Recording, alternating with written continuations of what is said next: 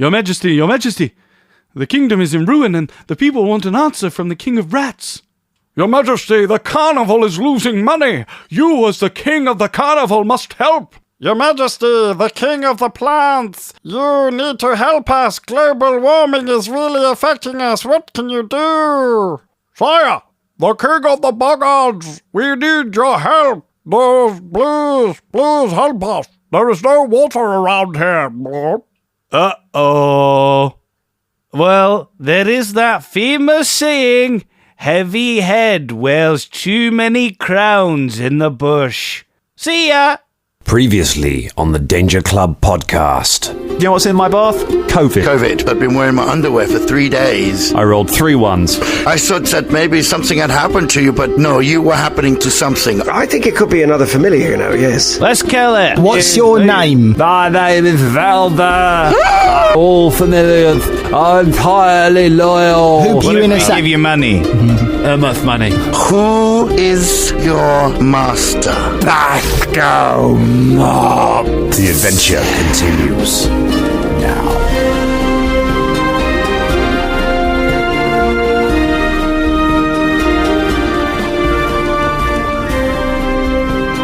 We're recording. Oh, so the joys of recording online, Dangerlings. We just did our entire preamble, basically, or at least nearly half of the preamble, and then Zoom crashed, and we lost the whole recording. So what we're going to do now is we are going to try and have the same conversation with the same level of spontaneity. And well, you need Colin, we had that whole conversation about the claps. Do you remember the claps? Yeah, why don't you have to do the 3 claps? No, we're not talking about the claps, man. I mean, the claps. We're not talking about the claps anymore. Right, I mean, I did enjoy. We had this, but the clap sausage. All right, listen. Yeah, I mean, I did enjoy. We discovered that sausages have clapping. I should still have the Zoom audio of the clap conversation. So, as a treat, Dangerlings, just so you don't feel left out, I'll put that at the end of the episode. There you go, Dangerlings. At the end of this episode, you're going to find out a little bit about how we make this podcast, which is by the skin of our teeth, I can tell you. So let's secret clap. But here's a question: what is a preamble if it's at the end? An amble. An amble. A post-amble, yeah. Postamble. A jamble. Istanbul. Ready yourself for the Istanbul, Dangerlings, and ready yourself for the preamble, which I can tell you will be spontaneous. Oh, for fuck's sake. Hello, everyone, and welcome to the Danger Club podcast. Yeah. See, the universe was giving us something there. Oh, my God. So I was in an airport-themed restaurant. We've heard the story already, Dangerlings, but tell it again, Dan. Yeah, I've heard it already, mate. Yeah, go on. So this was the story that Dan has just been trying to tell us for weeks and weeks and weeks. And he was just halfway through. And then Zoom crashed. Do you know what? I was really invested in this one as well. It was really good. So an airport, it's not even that good.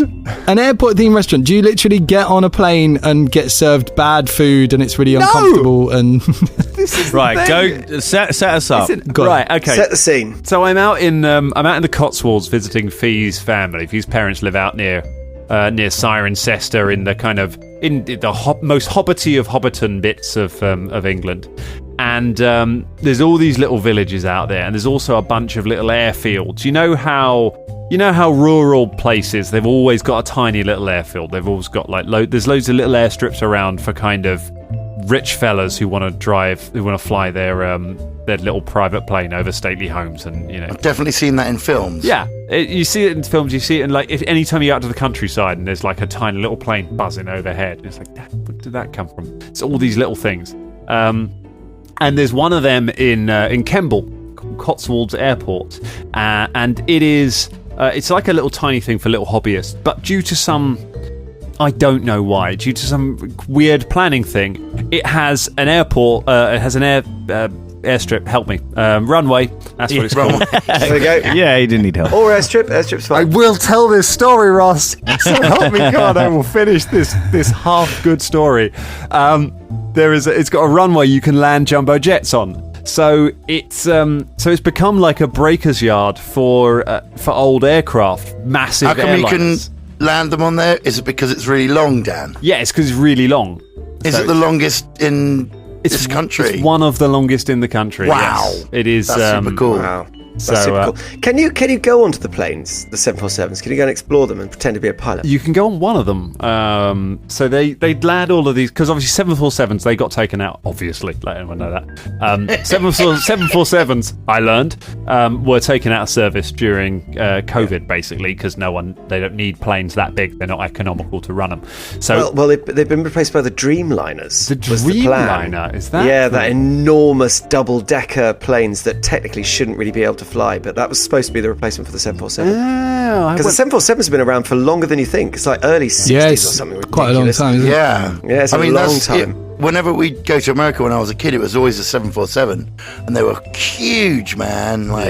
It's awesome. I got really excited when we went to Canada. We went on like a double-decker plane, and it was like, ooh, we can go up the stairs. And I really wanted to get seats on the upper deck because it would have made me feel like a sort of classy 1920s lady. I was like, ooh, good. I do think their planes. I know. I was very disappointed. Oh shit! Apologies. My tablet just fell on the floor. It's fine. I always wanted to go. When I'm an adult, I'm going to go on a plane and I'm going to go and sit at the bar. Because there used to be a bar you could go and sit at. Yeah. And that would be super cool. And they fucking changed it. Motherfuckers. Yeah. They just bring you in your tiny, tiny seat. Disappointing drinks. Depending on what you fly, like when you fly regional, when you fly local sort of here into Europe and you're on like a Ryanair flight, and they're like, here is a small bag of nuts that will be £17, please. And when you're flying like British Airways international, when you're doing like a long haul flight, they're just like, here is all of our gin, it's included. We just want you drunk enough to not cause trouble on this plane, and you just drink all the gin and go to sleep. It's lovely. But yeah, they've got all, and there is in what was the old terminal building of this airport. They've now turned it into a restaurant, and for some reason, my parents-in-law know about it, and it's one of the places they go to lunch. And they're like, "Oh, we'll take you to the airport place," and it's just like you go in, and it's obviously it's weird because it's an airport-themed restaurant in a sort of almost disused airport where they're stripping out jumbo jets all around it. And all the chairs are like the chairs from aeroplanes. They've got all of the rows really of uncomfortable, really uncomfortable airline chairs. Yeah, wow. And they've got like bits of plane and memorabilia on it. All of the menu is all names of aeroplanes, and so it's completely impenetrable. It's like, oh right, I'll have a U471 airliner cheeseburger, please. And it's like, it's just really original names as well. With an A320 Airbus for dessert. Right, it's that kind of like. But then the food comes out, and it's like, wow, this is like the food you get in like a local Wimpy. This is just like okay burgers. Served on a plastic fucking tray. Exactly that. Yeah. Yeah. Do you know what? Well, it's funny because I had an idea a while back, and I was just like, it'd be really great to open like a fast food restaurant that just served airline food. Because actually, I really like airplane food. Like, it's fun getting a little meal, and ever since I was a kid, I thought it was quite cool.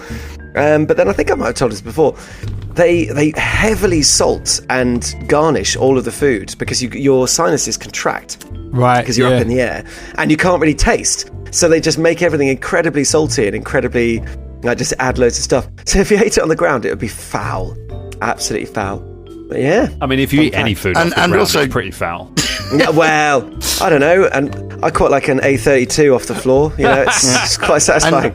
Do they check for heart conditions before you're eating the salty food? I feel like there's a medical issue here, James. I know.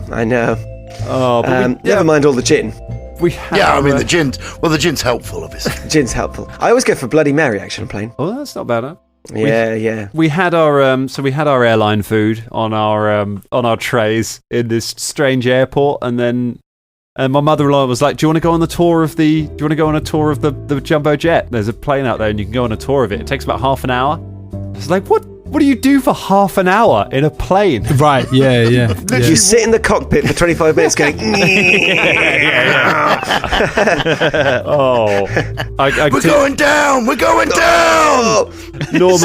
Norman Tully from the Danger Files would have absolutely loved that. God, yeah. Enjoyed it. I bet you can go on Microsoft Flight Simulator 2022 or whatever the new version is, and land on that airport. I bet it exists in it. Oh, probably, yeah. I think they've they've photorealistically done the world or something like that. It's insane what it is now. Yeah, it's crazy, isn't it? You can properly do. And there was one where there was like the hardest one on it was there was one where there was a glitch where someone had typed like an extra 0 or something into the thing, and the airport is like a mile down and just a little dip where a few pixels have just dipped like below the map. It's almost impossible. So that's my airline story. Well, I'm glad you got it out there, Dan. Thank you. Yeah, well done. The key thing that I thought about it though, Colin, was I went to the back and the staff area. Instead of a door, they just had a packet of airline peanuts, and you just could not get through it. I mean, who are they trying to keep out of those things? Seinfeld slap bass.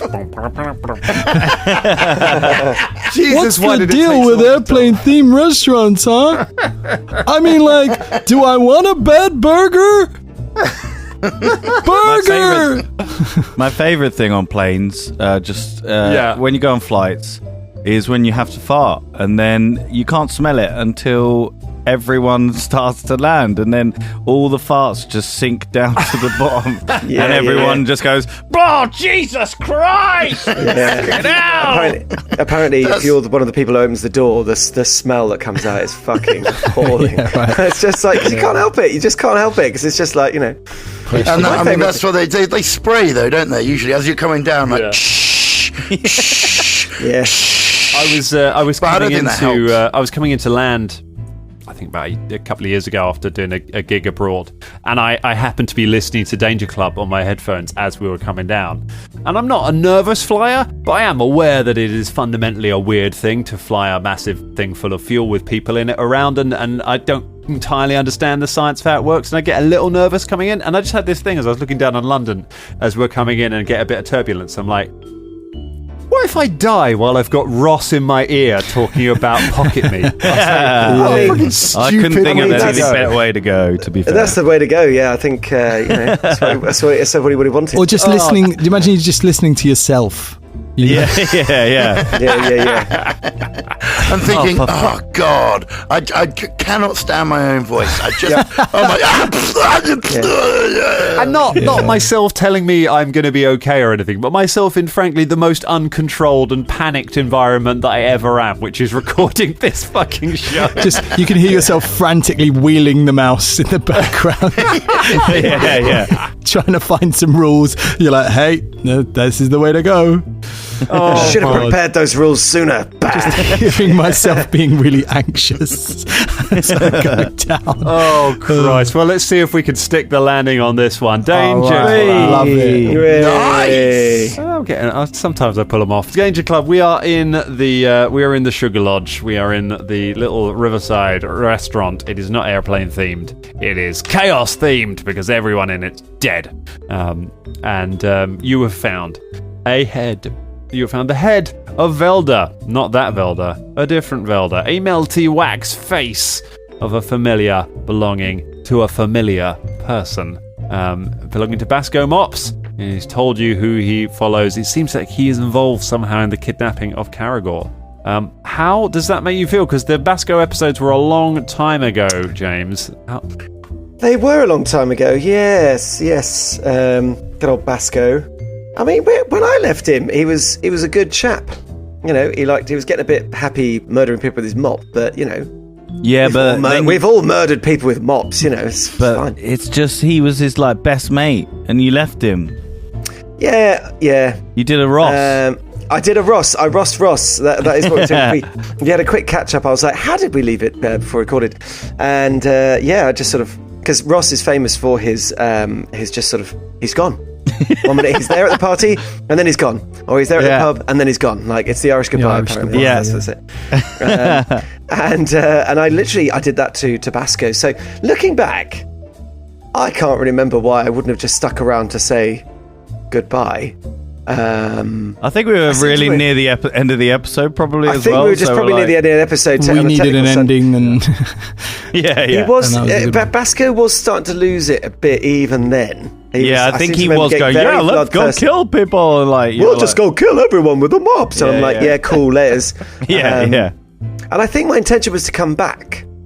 Or I left a note or something, or... No, something there was a stood note, up and wasn't walked out the door. Just stood up and walked out. Yeah. You read the note of your Oh, yes, that's your right, lover / friend. Well, he was my first, he was a mentor, and really fancied him. But yeah, you never left a note for Basco. He just went to the toilet and came back, and you were gone. And were like, something more important happened in your brain, and you completely forgot about Basco. Yeah. But Basco, you were the most important thing to Basco. Yeah. And what does that do to someone? Well, we found out, haven't we? Well, we found out. And when we were talking about doing that 200 episodes, I was texting Dan. I was like, it'd be really cool, as a character arc, to have Basco. That is the point where he just went he just turned a little bit evil. You were kind of his anchor, and he lost that. He only knew him a little bit, but that was the anchor, and then he went. I just thought it'd be really cool to play evil Basco. I think that's really nice. When we did that evil one, initially 3 different people messaged me saying, "Can I play an evil version of James?" and then everyone kind of settled back into their other ideas, and we ended up with a kind of a spread thing. So it nearly was a whole party of Velders. I mean, that's probably the most evil thing I could possibly imagine. We should do a with that playing Goblin Quest. But it's quite nice that, obviously, something that he never intended to lead to this. He's had no idea. He's just been going through the world. And not even pursued, Basco's been I'm going to go and be the evilest thing I can possibly be. Yeah. And Velda went and joined a fucking caravan and was fortune telling. I literally had a completely different life. Fate. The question is... Yeah, go ahead, Ross. No, go. I was just going to say, because he's not got his familiar, does that mean he can't use his magic? No, it's only witches that draw the magic from their familiars. Yeah. Wizards kind of need them. Depends how much they've invested in them. Yeah, you can gear it up so they're much more like that. But witches. So, and of course, as we know, although obviously nobody in the in-game bit knows this, but the original Velda. The original Velda familiar was fed to a fish during the episode 200 thing. Oh, yeah. Fed to a fish? Yes, he was thrown off the boat and into the mouth of a gigantic crocodile fish in order to allow you to make... Not the original Velda, the original... This is going to get so confusing. It's so confusing. Confusing. I'll tell you what's something that just amused me, because obviously we're talking about there. Imagine... if Velda had never joined the Danger Club and Basco Mops had caught up with him in the Wandering Market, or whatever it was, just as a level 1 wizard, just being I've come for my revenge. She'd be like, oh, well. Yeah. Well, that was easy. I mean, literally, sudden bolt, that dazing bolt or whatever. Or just be oh, fuck it all. Pew, pew. Do you think Basco would have killed him or just left in pity? Maybe. Tune into the alternate timeline for the What If series of Danger. We'll find out. The other thing I love is the fact Danger what? Maybe that's a good Christmas episode to do. The alternate Basco Mops What If. Well, I mean, any what ifs. We could just choose whatever the fuck we want to do. To be honest, what would happen to the characters if they didn't fall in with the Danger Club? Yeah. That'd be quite good. We're all just happy. We're just having our Danger Club meeting about what we're going to do for. What if MZ never died? Happens. Yeah. Do an episode. One of the things I do love about Basco is that I always nearly forget is that he was created by the Dangerlings. He was made on one of the before it was Dangerous Wednesdays, when it was just on Facebook Live, when early days of the pandemic. I think I used to just go on Facebook Live and be like, all right guys, you want to have a chat? And with audio coming out of only one speaker, because I hadn't worked out how to do stereo yet on it. And I was like, let's make a character and then I'll get one of the guys to play it. And the Dangerlings came up with the ludicrous idea of a Shuni divine sorcerer. So, and that's so it's on you, Dangerlings. Everything that happens from now on. Yeah. You did this. Let's jump back into this and see how we are. So you are in the tavern and you have got Velda, the melty-faced Velda, at your mercy. Although he has just earned 10 gold for himself, so he's doing all right today. And let's pick it up there with all of you. Sorry, just to very quickly double check. None of the rest of us have ever heard of Basco Mops, have we? No, because Velda's never told us about his backstory, I don't think. No, we've never heard of this. No. Well, not Basco. No, it's too painful. Yeah. I'll ditch you in this bar like I ditched that dog. Velda. Not you, head Velda. You, Foxman Velda. Yes. Who was he talking about? Basco Mops. Now that's a name I've not heard in a long, long time. Nice. Of course I know Basco Mops. He's Yes, he was an old associate of mine, a friend, long time ago. Yes. I think I just walked out on him. And I received some terrible news and left the tavern, and I can't really remember why. You just I didn't say to him. I just sort of left. Was he your friend? Yeah, Velda literally left. Was that the first time that Velda left? Oh my God! Yes, it was. The origin story. The origin story of the leave. yes, Velda just left. It sounds like a dick move that you would pull, to be honest.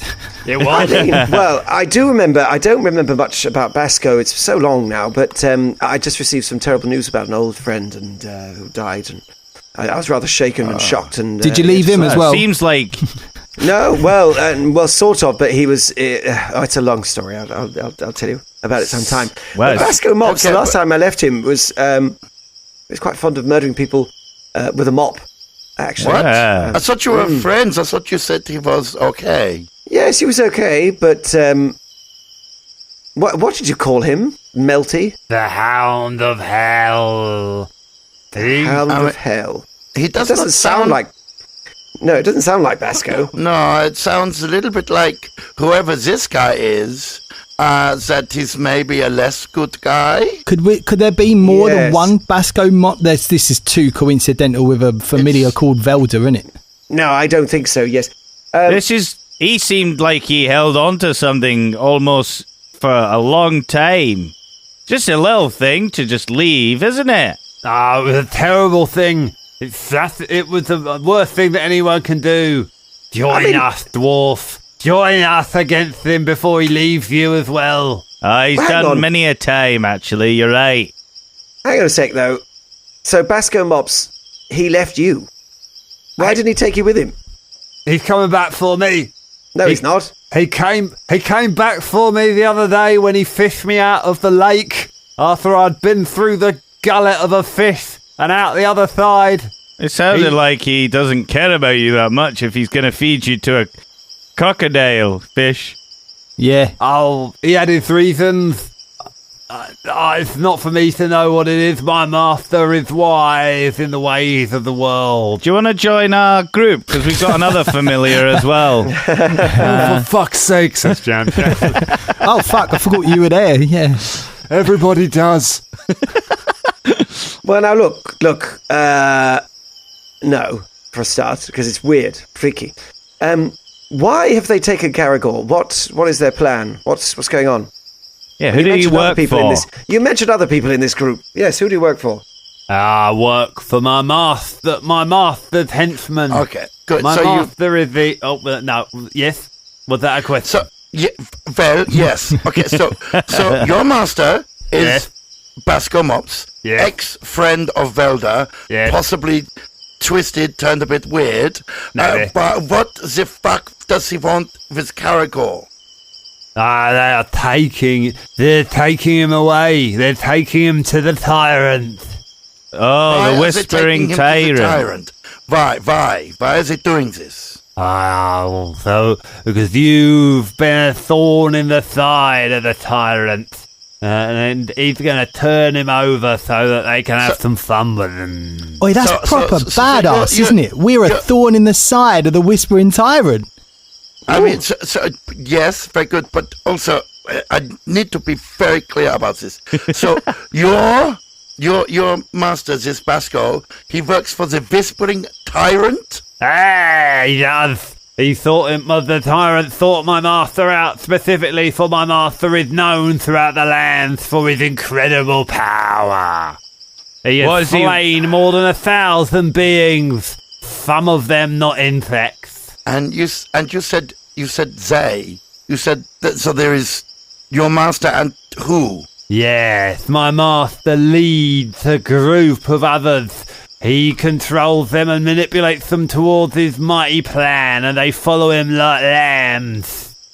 The lambs follow people. I haven't seen a lamb in a long time. It depends if you're a shepherd. Yeah, they don't just follow people. So he's all right. So my master is like a shepherd, and they're like lambs, and I'm a border collie. I mean, lambs don't necessarily follow the shepherd. They kind of, they have a dog, that sort of hustles the sheep along. It's a bit of a weird. This is not important. I would like to find. So they are taken to the Whispering Torrent. Do you know if it's a Whispering Torrent? So you're telling me that shepherding isn't important now? Is that what you're?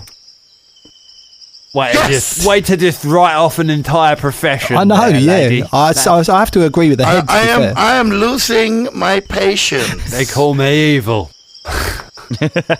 Look, so Basco's taking Carragher back to the Whispering Tyrant. Yeah, where is that? They've got a weapon of unimaginable power. They're going to take it all back to the tyrant on the Isle of Terror. What is the weapon? Is it something to do with like glass or like something? It doesn't matter. Maybe keep that to ourselves. Let's okay. So any other information that might be helpful? I'm not going to help you. Why should I help you? Well, you already have. You've already helped us quite a lot, and I find you very annoying. She squishes him. Oh, wait. No, wait. Before Shania, can I grab Shania's hand? Okay, roll initiative, both of you. I mean, yeah. I want to see which one of you gets to the familiar first. 15 on the die, and then hold on. Shania is cut in half. Yeah. When I write these episodes, there's the amount I write there's the amount that I write for like how much we're going to do it, and then there's the extra stuff I write for all the bits where Jum starts spamming skip dialogue. 31. 31. Okay. I got 28. A 28. Fulton grabs you before you can get to him. And, Shania, wait. I know we can get rid of him soon. Just hold on. We just need to find out which way they went. And then we can do whatever you want to do. I mean, to be fair, this head is which way they went. This head is a valid piece of information. We should probably keep him for quite a while. I might just let. No, he's let loads slip already. He said they went towards the Isle of Terror. So that is where we head. I mean, the Isle of Terror is a long way away. So, which route they're taking is quite useful. Also, that's must be in a direction. If we follow the direction, we will find them. Also, that's in enemy territory. Where there's going to be loads of people dead. Yeah, we'll just have to fight every step of the way. I don't care. I don't care. No. I know. We will get Carragher back. We will go to the Islands of Terror, but let's just wait one moment. Shania, trust me, we will get Carragher back. Shania shakes her head and walks out of the room, bringing Philippe with her. Waits outside. Philippe follows you. She wants to look for tracks out there, is what she wants to do. Okay. Whether you thought to turn on each other. The magic of my master is strong. I wonder what hat I'll buy with all my gold. Oh, I'm not going to give you the money. I'm going to buy a pirate hat. What? No, you have to give me the money. Why? I told you all the stuff. So, you're ahead. Heads deserve money. So, you don't got any hands to take it off me. Yeah, what are you going to do about it? Come here, I'll bite your legs off. He falls over he falls on his side and just starts kind of rolling along the table towards you, snapping his teeth. God, it's just embarrassing. This is so unpleasant and bizarre for me. This is very strange. All right, listen. So, guys, we need to... The Isle of... This is definitely going to be a trap. Yeah. We're going literally into the enemy territory of the Whispering Way. There's going to be thousands of people. Like, Dan, did I see when we had the episode 100 and I had the vision of I was captured. You were on the Isle of Terror, and did I see outside in you did, armies? You looked out of a window and you saw the arrayed armies, legions upon legions of the dead. I've been there. Like, before I caught up with you and I did that cool, like, blue light thing and I came down and I was like, cool. I was there and then there was thousands and thousands of undead. This is not just... One does not just walk into the Isle of Terror. Lovely. That is the first time I've ever heard him say one does not. Yes, exactly, yeah. This is serious, guys. Does Shania pop her head round the door? Like going, She's still outside. She's looking for tracks. But again, we need to get Carragher back. But it's definitely going to be a trap. How long? It's all the way in the north, isn't it? It's all the way. The thing is, it's like, being told they're in the Isle of Terror is like being here and being told they're in Johannesburg. Yeah, exactly. Not even they're on their way to it. So it's like knowing how to get there and which direction they've taken is like a needle in a stack of needles, basically. That's kind of what, that was my thinking, because it's just like, I mean, it's a hell of a long way. So you go to an airplane-themed restaurant and... you get on a disused jumbo and... So listen, we need to catch up with Carragher. How old are these bodies? How long's it been since these bodies have been dead? They've been dead for a while. They've been dead for quite a while. These bodies have been dead for a long time. Can I sort of, from looking at these bodies, that we know that it's been a while, but can we tell? You reckon they've been dead for maybe a day? And that the Charo car probably got here quite recently. When I say a long time, I mean a day. Well, that is a long time, though. Like Carragher only went missing like yesterday, so so they've got a day's ride ahead of us. We're a day behind them. We don't know which way they're going. We need some sort of like magical teleportation or something, like to get ahead of them. But we don't know where they're going. Which way they're going either. So, Dan, sorry to break this. So Shania went outside to see if she could find any tracks or any, sort of clues as to which direction they went. Okay. I've got a lore skill. In terrain. Okay. Terrain. And also I've got like nature. I don't know. Can I use any of these to try and help survival me? will be tracking, but I'll let you make a terrain lore check to sort of try and work out you might be able to work out what the different routes are away from here. Okay, that's great. I'm going to try and do that then. Okay, it's 26. 26. Okay, and it's a lore check, so the DC is a bit lower than it would normally be. So you don't find tracks, but what you do know from looking around here is that you're not too far out of... you're not too far from where you came into the Mwangi Expanse. If you keep travelling for a couple of days, following this is like the main trade road. Right. If you follow it north along the side of along the river and the edge of the lake, and then start heading east, you will get to the Shattered Range and come to the pass that you took to get from Nex to the Mwangi. Right. You also know terrain-wise, it is much quicker from where you are. It is much quicker to travel east into Nex and maybe Katapesh to some of the nations that side, beyond the mountains where it's kind of flat land, than it is to try and hack all the way north through the jungle and then over the mountains, and then like to take a direct crowfly's northern route toward the Isle of Terror would be really, really slow. If you were trying to do it quickly, you would travel the trade road. So that's okay. Really, so the trade road goes north, and then what, we turn east when we get to Nex? Is that it goes north along the following along the river and the lake, and then it veers east and then goes through and cuts through the mountain passes, which is kind of there's one pass that goes through the mountain, which is the way you came into Mwangi. Okay. So I come back in and say, okay, I have worked out that the most likely route that they would have taken would be to follow the main trade route north along the river, and then once they get to next, they would have to travel east. Otherwise, the terrain would be too slow. So I suggest this is the way we go. Are you ready? It sounds like a good plan, actually. That sounds quite logistical. And I think Caragor definitely left this head here for us to find. So if we start going that way, and I think we're going to find more clues. I think Caragor's leaving us a trail. So we should definitely follow that. So you are going to come with us then. She grabs the Velda head, puts it in her bag of holding, which is called Shani's Void, and starts off and away with Philippe, starts walking. The head floats around in the void with all of Shania's weird objects kind of bumping into him. Ah!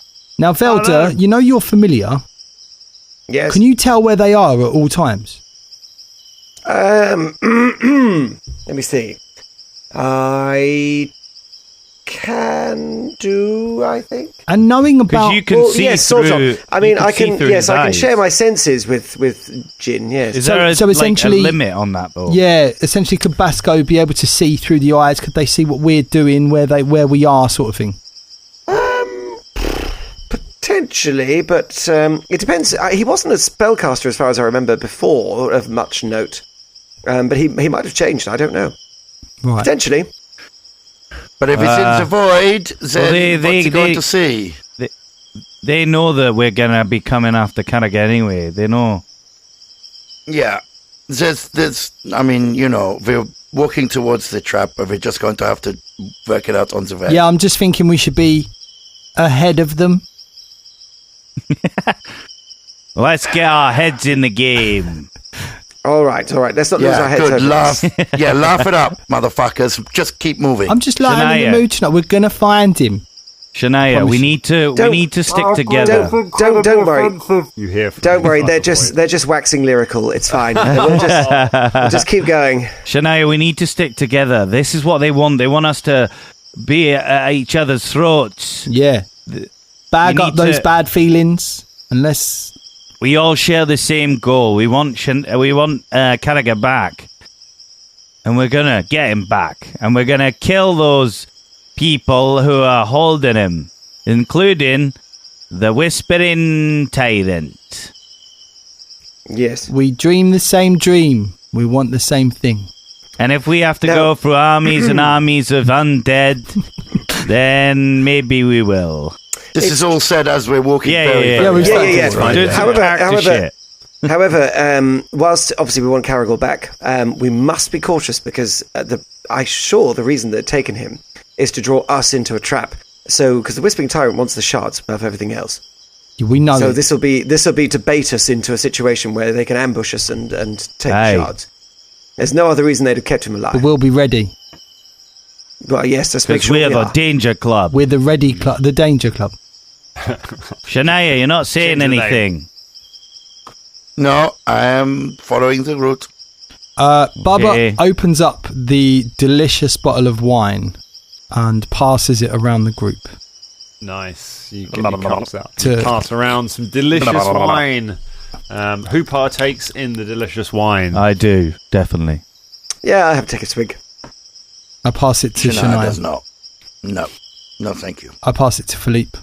Philippe is already waving for the cup. just downs it, or passes the cup back at you. As you make your way onto it's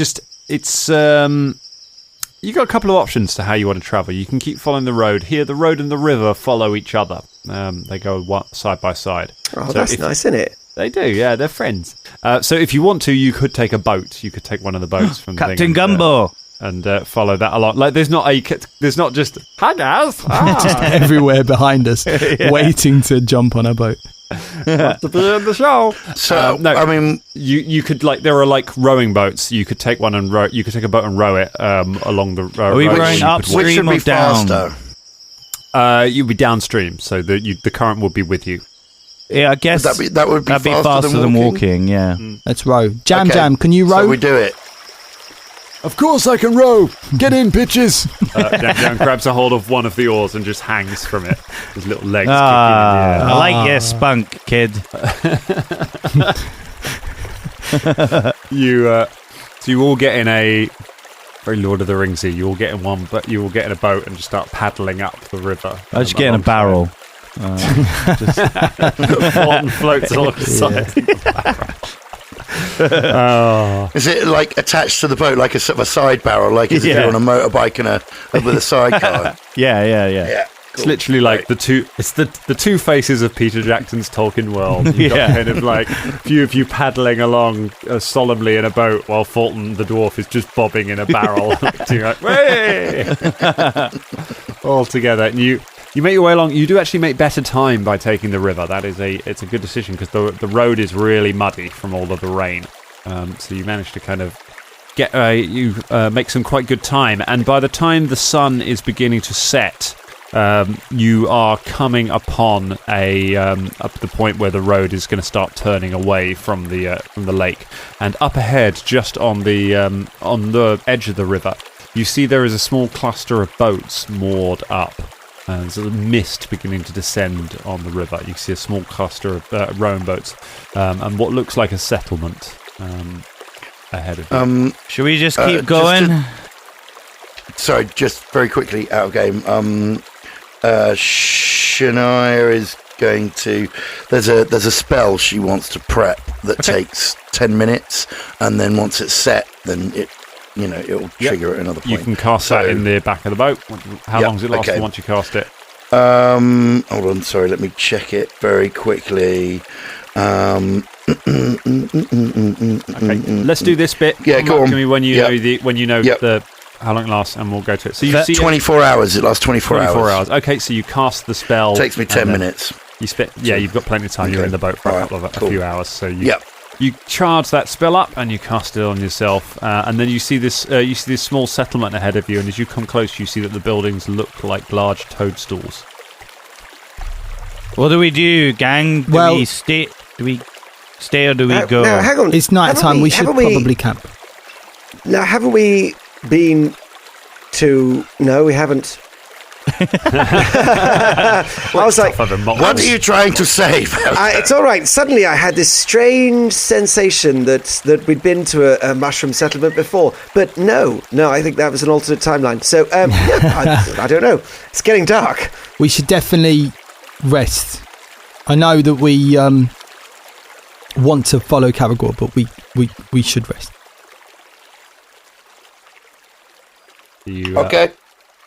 You pull the boat up and you step out onto this small settlement of big mushrooms. It is a solemn sight. There are a few gnomes. This seems to be a gnomish settlement, and there are a few of them standing around, but they all have sad faces. One of them is sadly playing an accordion on the side. They're all smoking cigarettes and just staring at the ground. As you approach, they look up at you and they say, strangers, I see you come to a sad village. Why is it sad? This is the village of Boom. Boom was once the happiest place in all of the Mwangi expanse. And tales of our joy rolled out along the rivers. And everyone spoke of what a fine place this was. But no more. Those days are gone. Those days have receded into the past. Now this is a place of sadness. And why is it sad? A group of strangers came one day, and they wished to know secrets about the lake, and we would not tell them. And so they slew many. They burned their houses, and they killed the wise woman and the sheriff. And now, Boom is but a sad remnant of what it was. What did they look like, these strangers? What were they like? They were dark. They were fearsome. There was a bear, a rat, a man with beans, a man with a pale face, and an hound. And a terrible, terrible hound. La Chien Noir. The dog of the night. They all shudder. Shania plunges her hand into the void, picks out the head. Did the dog have this? Comes out.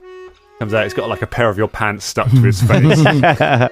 God's sake, she takes them off. The gnomes go, the head of the hound. Okay, good. She puts him back in the void. Okay. So they came through here. Have you seen them again? No. How long ago was this?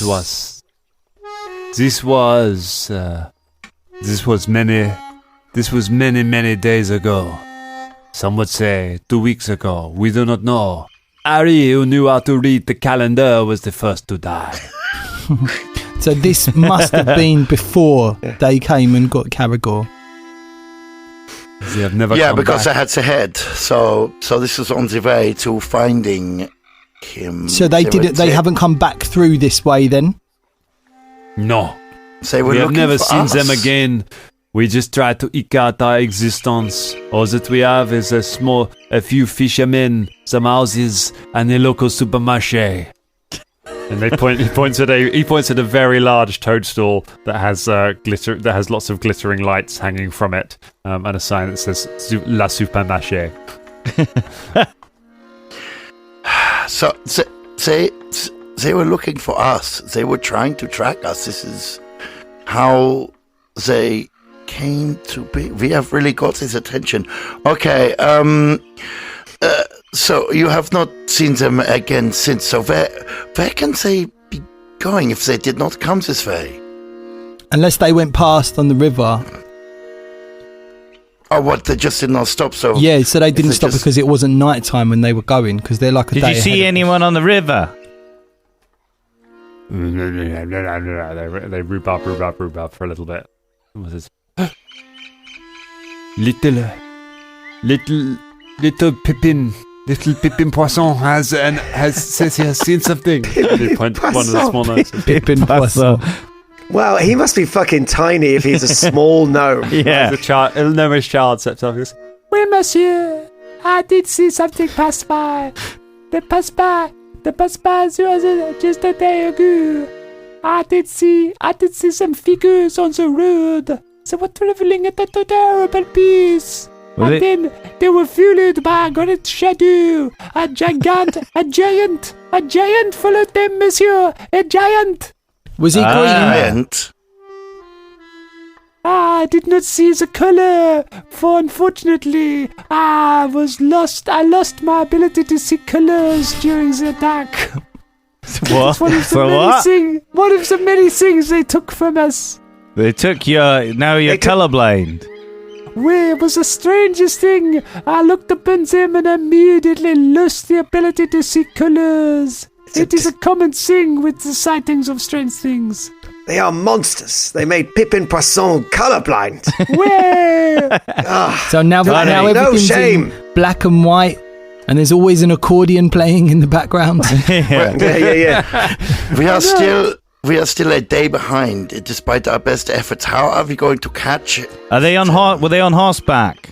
No, they were hustling on the foot, and one of them, they on the road upon the shoulder of the giant. So if we can get some horses, if we can travel faster than them. No. We can we're traveling downstream. So if we just take watches, can we sleep on this boat? Monsieur, you would not offend them if you took the boat any further. They turned east at this point. Oh, for the mountains. Do you have any horses? I mean, they probably got horses the size of peanuts. You know what I mean? We will bring you our finest horses. They bring out some tiny miniature ponies. I'll be all right on that. Go on in, sit on one, see what happens. The pony looks doubtful. I sit on one. You sit on the pony immediately collapses under your weight. Now put on a few pounds. Stop killing the ponies. Sean, we will find evidence. Thank you for all of your help. I think we should leave these poor people alone. Let us keep moving. I will point out it is the middle of the night, and you've been traveling you've been traveling since the very early hours. You guys are, and actually you didn't sleep last night. Yeah. You were up all day, and then you chased them through the night to get to this one, and this is the second night that you have gone. So you've gone nearly 48 hours now without sleep. Is there any like wagons or anything? Not obviously, no. Shania, I know you want to follow. I know, and we all do, but we need to rest. We haven't slept for 2 nights. We've battled in that time. There's no point in catching up with Caragor if we are going to be fatigued. Yes. We need to sleep and be on our game so that when we meet these people, we can take them down. And believe me, we will take them down. But tonight, we need to go and get some rest. As soon as we can find some horses or a wagon or something, then we can make up the time. It's exactly what we're going to do. Fine. Okay, fine. Is there somewhere here we can rest? Well, says one of the gnomes stepping forward. What's your name? My name is René Legray. Oh, I was expecting... He's wearing grey robes and a grey hat. He says, I am the proprietor of La Supermarché. If you are enemies of those who cause us so much pain, you are welcome to sleep on the floor of the Supermarché. And avail yourselves of any of the shopping opportunities within that you wish to. Well, that is brilliant, because we didn't go shopping when we said we were going to because Caragor had disappeared. So yeah, my friend, take this 10 gold pieces. I pull Shania's pack out and the head out of the pack. I open his mouth and I pull out the 10 gold pieces that were in his mouth. And I just go, I put it on the toad. I give it to the toad, the grey. Thank you, monsieur. This is a fine gift. I will use it to feed my 17 children.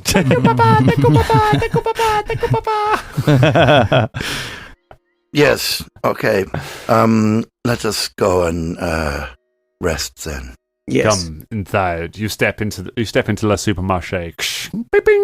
And you is there like music playing? And, yeah. There's gnomish music. Gnomish music. Which also it's like sad accordion music, but kind of like music style. Yeah. Have fun with that one, Colin. Yep. Yeah. I'll find go something. Get an accordion. There it says. You can see it seems to be a large adventuring equipment store. There are all sorts of weapons and adventuring supplies and items and things hung up. You are welcome to shop anything that we have here if you think it will help you. Our prices are fair and we do not charge VAT. Have you got any potions, healing potions or anything? I have healing potions. I have healing potions available if you require them. What sort of strength do you require? Moderate, I guess, maybe. La healing de moderate. So ridiculous. Sorry, very quickly, game. Like I never. Did we get paid? Yeah, we got loads of money. Yeah. One I never added it to my sheet, so yeah, I think we're going to do a breakdown, weren't we, of all the stuff we sold, and we didn't do all this because we didn't go shopping. We found Caragor. You did. I sent it to all of you, so you have got a list. I shall do it off air. Yeah, this will be something we could do off air, can't we? We can do our shopping. I did not add my cash. How many would 5 moderate potions be? Let me have a look. Yeah, one of the things floating around in that bag of holding is a chest full of silver that you were given by Munmei.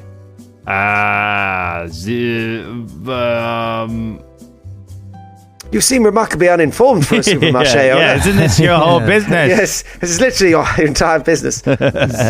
Again, maybe something that we could do. It's not a bad idea. When I asked you to make a list of the things you want to buy, so when we record the episode, I'm not going looking up things in the books. That would have been a helpful thing to do. But yeah, fine. We'll have some. We can do this. We can find you some things. But for now, rest, and Yes, prepare yourselves for what is to come. I think we should probably have a sleep. And I'd like to question, if it's not too traumatic, some of the techniques that they use to attack you. I saw them. Yes. I saw the things they have. They had powerful magic. They burn the eyes from our sheriff with their magics. Yeah. They used poisons to poison our people. And then there was the bear. Le bear. Le ours terrible. He was a bear with claws. And well, they normally do have claws. Blade, who slashed and tore at their flesh and caused so much terrible wounds to them. Oh, look, by the way, I found a little price tag. It says 50 gold pieces on the Nethys thing. Thank you. Yep. And then, thank you, Nethys. He is my shop assistant. Is that that's a traditional gnomish name? Is it Nethys? Wait. And there's also Nethys. Maybe I can't afford that. Maybe I'll get a lesser one for 12, unless you have any markup prices of healing potions. Oh, cheapy. Can't Shania make healing potions now? Can't you do that? Yeah, I thought somebody could. Yes, I can do this. It takes some concentration and time, but yes, I can. It's okay. I'll buy 2 lesser ones from you, if at all possible, please, good sir. Well, of course, I will bag them up for you at once. That's 24 gold pieces for you. Thank you. Merci. He hands you your healing potions, and you kind of settle down. You agree you're going to buy a few things in the morning, maybe before you leave, and you settle down on the floor of Le Supermarché to plan, I guess, and to think about what you're going to do next. You make a fire in the frozen food aisle, and just Velda, Baba, I'm worried about Shania. Well, yes. Me too. She's even more irrational than normal, and that's saying something. Exactly, and I do appreciate, she wants to get Caragor back. We all do, and the personal relationship they've got. But I think rushing headlong into an ambush is just, we've got to be careful. We need a plan. We need to relax. We need all of these things. Yes. If they wanted him dead, they would have killed him by now. But it's imperative we get him back before they get to the Whispering Isle. But the Whispering Isle is thousands of miles away, which worries me as well, because they got here somehow, and I bet they didn't walk. We use magic to get here. Well, they maybe that was that big circle in that forest. Maybe it was a sort of massive teleportation thing. Potentially. Yes. Maybe. Although Velda, how do you feel? I mean, you've got someone coming. Oh, sorry. I was just saying, how do you feel? You've got someone from your past that's... I don't know, obviously you don't know him that well anymore, but, what do you want to speak to him before we, are you okay with us killing him, or? I mean, I wouldn't mind having a chat with him, but by the sounds of it, he's made a hideous melted visage of my head. I can only presume he either still holds fondness or he hates my guts, and judging by my usual effect on people, it's probably the latter. Yes, if he doesn't want to talk, then we'll just kill the fucker. It's fine. But I'm quite curious to know what's happened to him. But the rest of the party also worries me. I mean, Basco Mops, as he was quite handy with his mop last time I saw him. These others, we're looking at necromantic magic. They keep going on about this bear, so some sort of giant bear that they've got with them. And yeah, it must be huge. It must be huge bear. Huge bear, maybe the size of Philippe. It's like a dark version of our own party by the sounds of it. I mean, this could be the most dangerous thing we come up against. They're out to get us, though. So it's nice to have a purpose, though. It's just getting Carragher back. I'm sure Carragher's fine, though, because he's a hell of a warrior, even though he's lost to a beast now and a man, I think.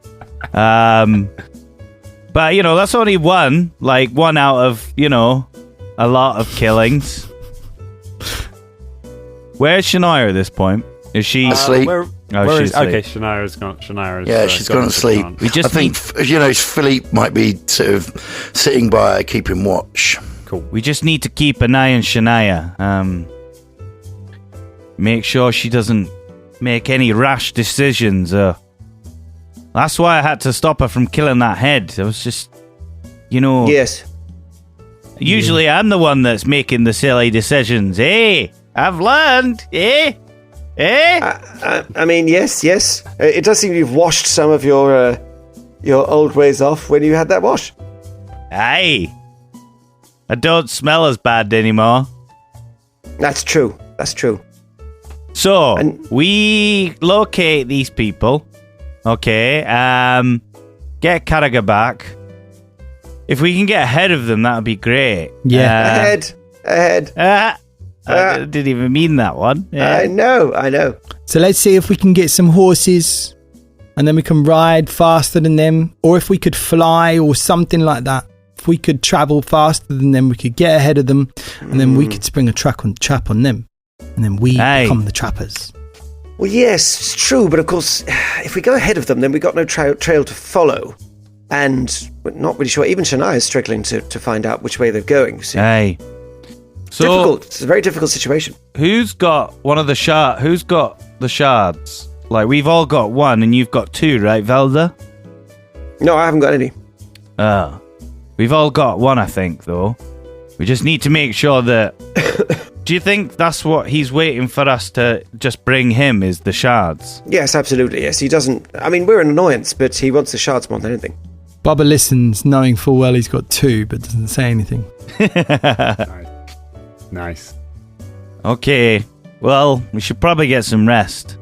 Yeah, Yes. let's sleep. Bonne nuit, everyone.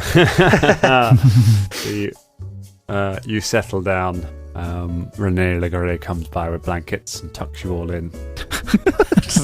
Weird Tells us a little story. Just, one of us is in the, eggs and flour aisle, and one of us is in, the cereals. Good night, sweet Tingle. Good night, sweet I mean, I don't really know you that well. Can you not tuck me in? Oh, I'm sorry. It has been years since I took somebody in. When the monsters came, You've got 16 children, for fuck's sake! we are so cold, Papa! Please come and tuck us in! That is where we live. Oh my God! Because he likes to tuck in strangers, but not his own children. Not his own children. Wow. I am bored of tucking in my children. There are 12 of them. Oh, 17 16. children. Yeah. Oh, they deserve this.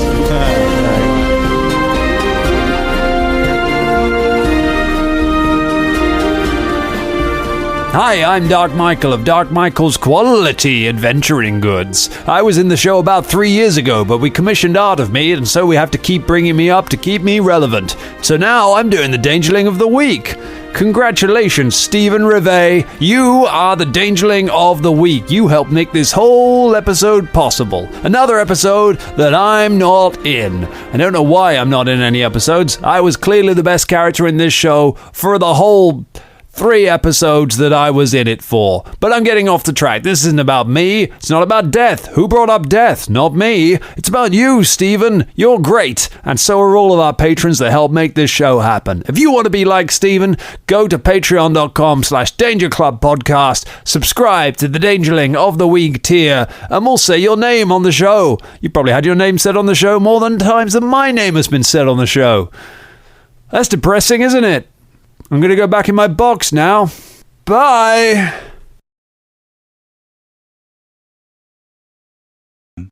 I'm recording. I'm recording. No, I'm recording. I need a trim and edge. I'm recording, and so is So my I remember wife. that. Right. 3 claps, Dan. And 3 claps, Drum. And 3 claps, Ross. And 3 claps, James. And I don't have to clap. We are rolling. Why don't you have to clap, Colin? Why do you not have to do the claps? Because I don't have to sync myself. Are you kidding? I've been doing the claps when I've been doing Danger Files. Why? Because I don't understand what the claps mean. I never. The sequel pitch, I was like, oh yeah. Colin does this thing called the claps, and we do it, and still don't know how to do it. Still don't know how. Yeah. So let me explain it. Right. So I get all of you to do 3 claps. So I have like a sound wave. Of you going bang, bang, bang, like that. So I can see that sound wave going up and down. And then what I do is I say, right, 3 claps done. And once you've done your claps, as soon as you finish your claps visually, I start the next person. And so when I get those sound files, I know that when I start speaking, that's when you're the person that I've said before, the claps end. And that way, all of the sound files, because there's more than like 3 of us, should all sync up really easily and really nicely. And that's why I do that. I've been putting him in with the Zoom audio and try and line it up with Zoom audio, which doesn't work because Zoom cuts the claps out because it's got an audio limiter on it. Exactly. They just sync up waveforms of all of us saying stupid versions of "I am recording" in funny voices and just sync it up that way. I love it because I've used the same thing when I've done videos and stuff, and it does work really well. Otherwise, it's really difficult. Yeah. And I've explained it. We're all very intelligent people, and I've explained this as well when Colin wasn't there. And still, you guys just don't get it. It's just like just line up those 3 doots, and it'll all sync. No, I don't get it. I don't understand. Okay. There we go. That's a little podcast tip for you there. Maybe I'll chuck this. Maybe I'll cut this. There we are, Dangerlings. Never ask how the sausage is made because you will learn it's made largely by idiots. Hello, everyone, and welcome to the Danger Club podcast. Hey.